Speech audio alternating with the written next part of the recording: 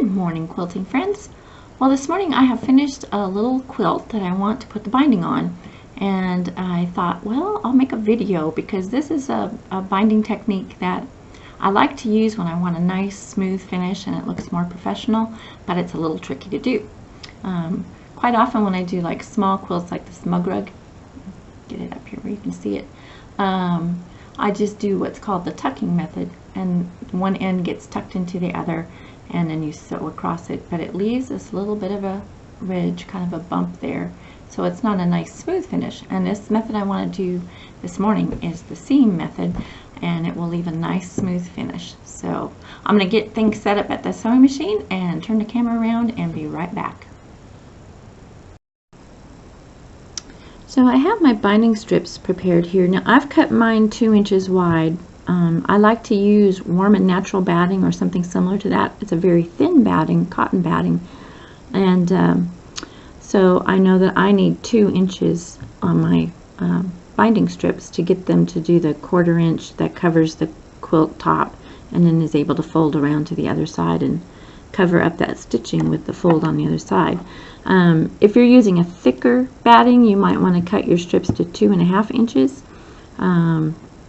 So that it will make up for that thicker batting you have to cover up. But in general, I like the warm and natural batting, partly because you can quilt it 10 inches apart, so it gives me a little more freedom with what I want to do with my quilting. I don't have to be quite as particular about getting it close together. Alright, so I have my two of my 2-inch strips cut here. One strip is not going to be long enough to go around the quilt I'm working on. I actually had to cut 3 strips, so I need to join them. And I've drawn a diagonal line on the top strip here as I laid them right sides together. I pinned it just to kind of hold that diagonal in place where I want it. And I'm still using my walking foot at this point because I'm lazy and I don't want to change my feet back and forth. I just finished quilting this quilt, so that's what I was using, and I'll use the walking foot when I put the binding on. I like that too. So I have that on. I've gone ahead and used a little scrap piece of fabric to start with, and now I'm just going to sew down this diagonal line to join these strips.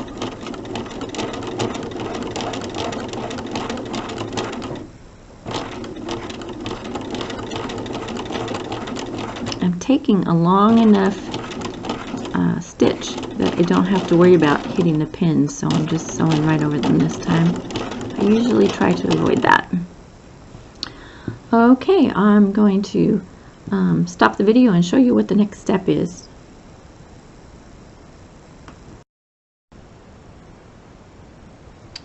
Okay, so I have it set up now for the next step on this, which is to trim off this extra bit of fabric. So I'm going to line up my 1/4 inch mark on my ruler on that seam that I just have sewn. I'll trim that off. And then I just need to press it. So, unlike what we do when we're making the quilt, I'm going to press this open. This little seam here. Finger press it first, and then use my iron to finish the job. Press it from the front side also.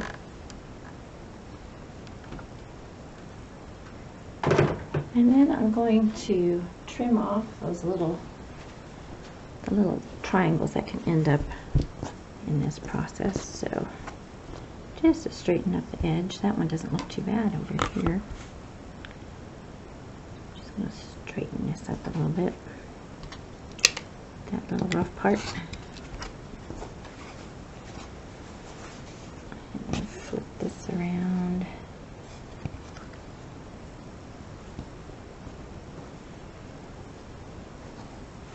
And trim off this. I'm busy trying to make sure I'm still in the camera view too, which makes this a little trickier. Okay, so I have that done. I'm going to do the same thing on the other seam that I have, but I wanted to show you what I do next, and that is to press this whole strip in half. I'm just going to fold it in half. Up here where you can see what I'm doing. I'm just going to fold it in half and give it a good press. So, and this will make my double fold binding. So we'll continue pressing this until the whole thing is in half, and I'll be ready to attach it to my little quilt.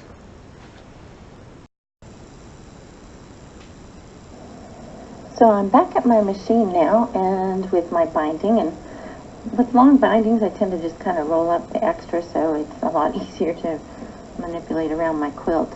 I have pinned my starting location right here, and part of the reason I do that is so that I can lay out the binding across the quilt.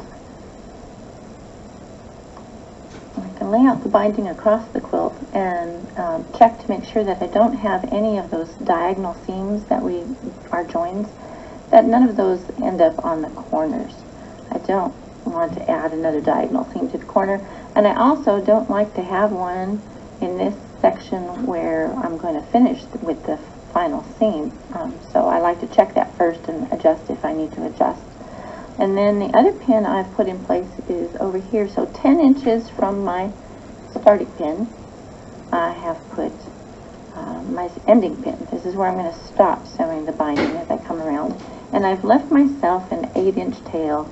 A 6 to 8 inch tail is good. I tend to go a little longer because I find I need just the room to make this work comfortably. So I've got my 8-inch tail there and a 10-inch space that I'm leaving where I will not sew the binding until I'm ready to do that final seam. So let's get started here. Take off my little beginning scrap piece of fabric here, and I have lined up my raw edges of my binding with my, just go ahead and take that pin out of the way. And I'm going to again do a 1/4 inch seam. That's all I need to do on here. And just start sewing. Because I'm going to go over this again, I don't really have to lock the stitches, but I'll take a couple back stitches just to make sure it's nice and secure.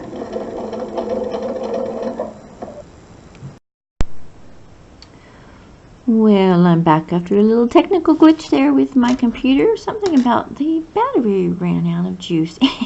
Anyway, so I have finished sewing down this edge, and I wanted to show you how what I do when I come to the corner here. Just by way of reminder, because I don't remember where the computer stopped working. I'm sewing a 1/4 inch from the edge of my binding strip, which is lined up with the edge of my quilt there, and I'm going to, I don't want to sew all the way to this corner to make the mitered corners that I want to make, and so I use my little stiletto just so I can see where that edge is. And up here, this is my 1/4 inch mark. Since I'm doing a 1/4 inch seam, that tells me I need to stop there. When this edge gets lined up with those marks, that's where I need to stop, to be a 1/4 inch away from this edge. So here we go. I go kind of slow there to make sure I get that one more stitch, and I'm there. So now I'll take a few back stitches here. Just kind of lock that seam into place. And then I'm going to remove it completely from my machine. Trimming off those threads. Okay, let's make sure we have the camera angle so you can see what I do next. Okay, I'm going to turn my quilt this way and take this part of the strip that's loose here, and I'm just going to bring it up above the quilt like so, so that this is lined up with this edge there, and then I get this nice angle going across there. Okay, and then I'm just going to bring this down, lining this edge up here and bringing it so that my fold is even with the edge up here. Once I have that all in place, then it's ready to sew. I'm going to show you one more time here. So I've got my quilt here. I've pulled it off the machine. I'm going to lift this up like that until that edge is nice and lined up here. I have this nice angle going, and bring this down and lay it on top with the fold. I brought it a little too far down there. With the fold lined up with that edge. Okay, and then I'll just bring it up to my machine. I'm going to drop my foot there, and I'm going to move this thread back out of the way and grab a hold of the bobbin thread back here too. Just kind of hold on to them while I get started. I'll take a few stitches, and then I'm going to back stitch over this just to secure that seam before continuing. Okay, now I'll just continue on around the quilt, and I'll continue on around the quilt for the next 3 corners, and then I'll join you back here to show you how I finish it off. Now I've made it all the way around to my quilt, and I've stopped where I had that stopping pin, so I'm 10 inches from where I started. And what I did was I laid this one out, and I wanted this to be a little closer to the middle, so I trimmed off a little bit of the 8 inches I had on that tab. Now I'm going to take this part that I just finished with, and I'm going to lay it over. I'm going to lay it like this so you can kind of see what I'm doing, but I'm going to lay it over the bottom piece of binding. And what I want to do is, since my width that I cut my binding to is 2 inches, I'm going to measure 2 inches from the edge of this binding that's underneath. So I'm going to line up my ruler there and just cut my 2 inches there. So I've kind of put a line. I'm going to double check and make sure I have my line in the right place here. When it's lined up, there's my edge, there's my line, I'm good to go. So again, if you're using a binding that is a different width than the 2 inches, you want to measure out whatever distance the width of your binding is. So if you're doing 2.5 inches, you would measure 2.5 inches from this edge. If you're doing a smaller binding, then you would use that measurement. So whatever you're using, that's how far down you want your cut to be from the end of the binding. Let's see now, where did my scissors go? There they are. Okay, so I'm going to cut right there and get rid of that extra. Now this is the tricky bit. What you have to do now is open up your binding pieces. So I'm going to lay that one open like that. So it lays like this, and it's just a simple bit of putting it right sides up, just like that. And this one, you need to kind of flip it a little bit so that it will lay on top of this piece like that. And you need to bunch up your quilt a little bit so that it will do it nicely. You want to line up your edges, the raw edges there at the top and along this edge.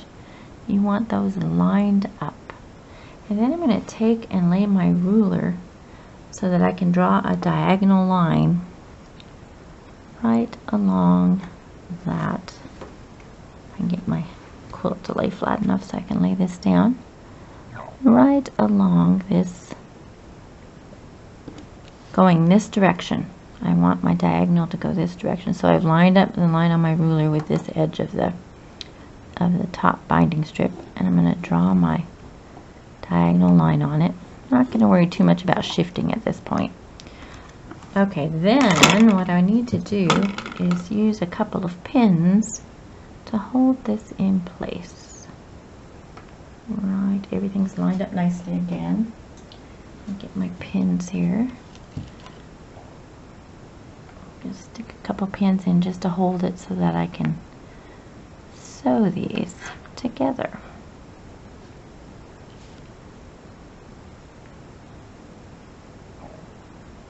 Okay, I'm going to take this back over to the sewing machine and sew right along that line, just like we did when we were putting the binding strips together to give us the length we needed.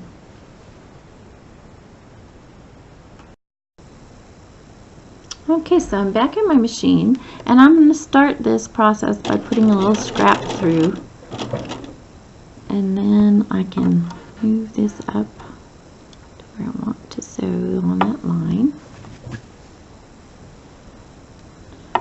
Having to work around the camera here can be a little tricky sometimes. And I'm going to sew along this diagonal line that I've drawn.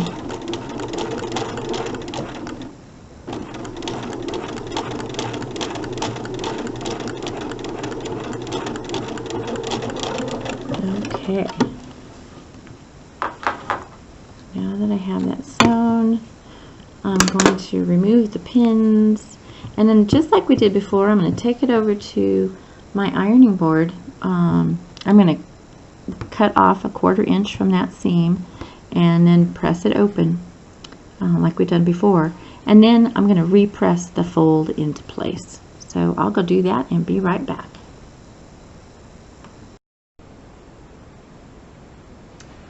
Now I have pressed, trimmed and pressed this open and then pressed my fold back in it. And I want you to see how great this works.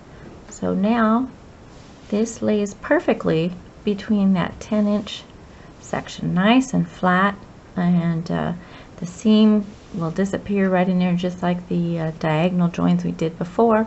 So all I need to do is do a little securing stitch here, stitch along the edge to where I started, do another securing stitch, and that part of the binding is all done.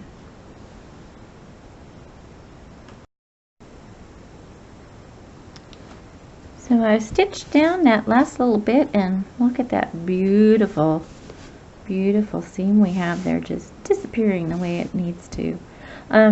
So the next step is to get the binding around to the back of the quilt, where we'll stitch it in place on the back by hand. I like to, before I do that, to make it a little easier, I just take my iron and just kind of go along and press the binding a little bit to kind of encourage it to go the way that I want it to go. And we'll go, you can't see it on the camera, but I'll go right into the corners and get the whole thing pressed so that it wants to naturally just flip to the back, which will make the next step so much easier.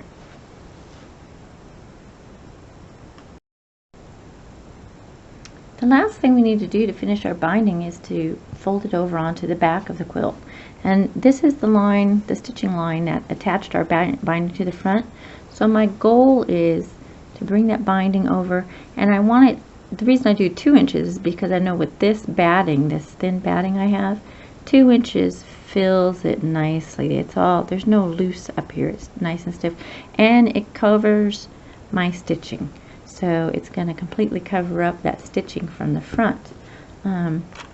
I used to just use pins, or sometimes just hold it as I went, and then I discovered these little Wonder clips. These are actually I got these off of Amazon. These are not the actual Wonder clips, but were a cheaper version that I ordered.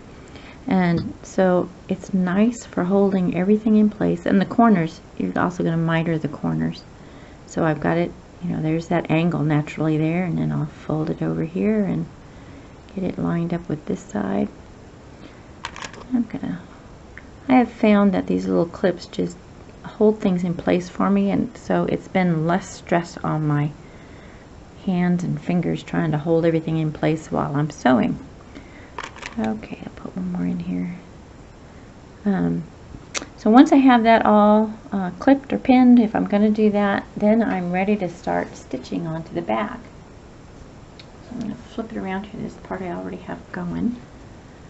Make sure we move the camera here so you can see what the next step is.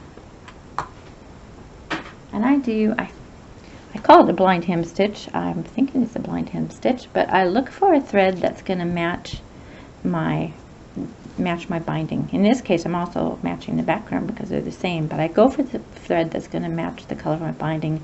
And I like these little Superior